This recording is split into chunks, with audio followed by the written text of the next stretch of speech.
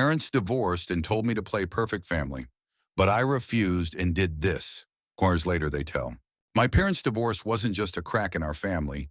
It was a wrecking ball that obliterated everything I thought I knew about love, trust, and home.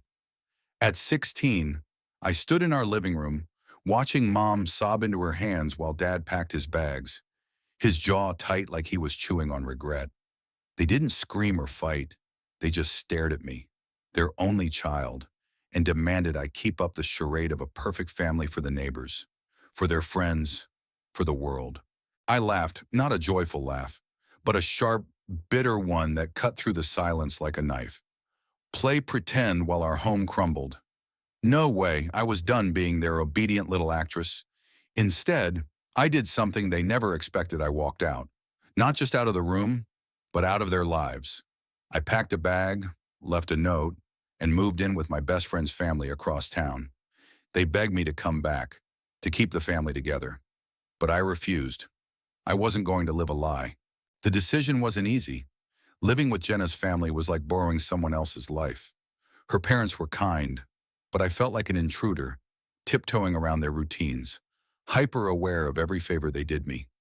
Jenna's mom would make me pancakes, and I'd choke them down with a smile, all while wrestling with guilt for abandoning my own parents. But every time I thought about going back, I remembered Mom's tearful plea to act normal at the grocery store, or Dad's cold instruction to smile for the family Christmas card. They didn't want me, they wanted a prop.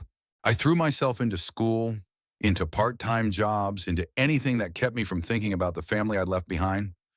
I got a scholarship to a state college, moved 3 hours away, and built a life from scratch. I made friends who didn't know my parents' names, let alone their drama. I studied psychology, hoping to understand why people cling to facades even when they're drowning. But no textbook could explain the hole in my chest, the one that ached every time I saw a family laughing together at a coffee shop or a kid hugging their parents at graduation. 10 years passed. I was 26, working as a counselor at a community center, helping kids navigate their own messy families. I thought I'd moved on, built a life free from the weight of my parents' expectations. Then, out of the blue, I got a letter. Not an email, not a text, a handwritten letter. The kind you know carries something heavy. It was from Mom. She wanted to meet. Dad would be there too. They had something to tell me. I almost didn't go. My hands shook as I held the letter, the words blurring through tears I didn't want to shed. Why now? What could they possibly say after a decade of silence? But curiosity, or maybe some stubborn piece of me that still loved them, pulled me to the diner they'd chosen, a neutral spot with greasy tables and flickering neon lights. When I walked in, I barely recognized them. Mom's hair was streaked with gray, her eyes softer but sadder. Dad looked smaller, his shoulders hunched like he'd been carrying something heavy for years. They stood when they saw me, awkward, like strangers meeting for the first time. We sat, ordered coffee, and then they spoke. "We were wrong," Mom said, her voice breaking. "We thought keeping up appearances would protect you, protect us, but it pushed you away." Dad nodded, his hands fidgeting with a napkin. "We were scared. Scared of what people would think. Scared of admitting we'd failed. We put that on you, and we're so sorry." I sat there stunned, my coffee growing cold. For years, I'd imagined confronting them, unloading all my anger, my hurt. But now, hearing their apologies, I felt something else: grief. Grief for the years we'd lost, for the family we could have been if they'd chosen honesty over pride. They told me they'd spent the last decade rebuilding themselves. Mom had gone to therapy, learned to face her shame instead of hiding it. Dad had remarried, then divorced again, realizing he couldn't run from his mistakes. They weren't asking me to forgive them. Not exactly. They just wanted me to know they'd changed, that they saw me now not as a piece of their perfect family puzzle, but as a person. I didn't cry. I didn't hug them, but I listened.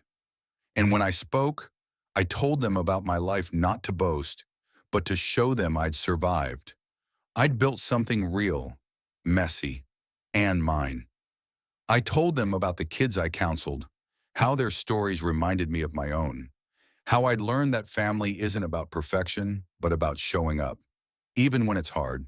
We talked for hours, the diner emptying around us. It wasn't a fairy tale reunion.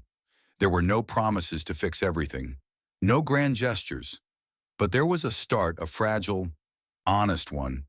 When we parted, Mom hugged me, and for the first time in years, I didn't pull away. Dad shook my hand, his grip firm but warm. "We're proud of you," he said, and I believed him. Walking out of that diner, I felt lighter, like I'd set down a burden I hadn't realized I was carrying.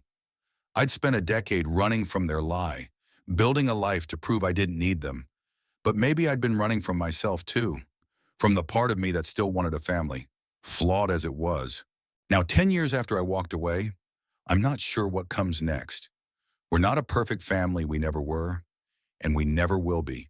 But we're talking, we're trying, and maybe that's enough. What do you think? Was I right to walk away all those years ago? To refuse their game of pretend? Or should I have stayed, tried to hold us together? Share your thoughts. I want to hear what you'd have done. In the end,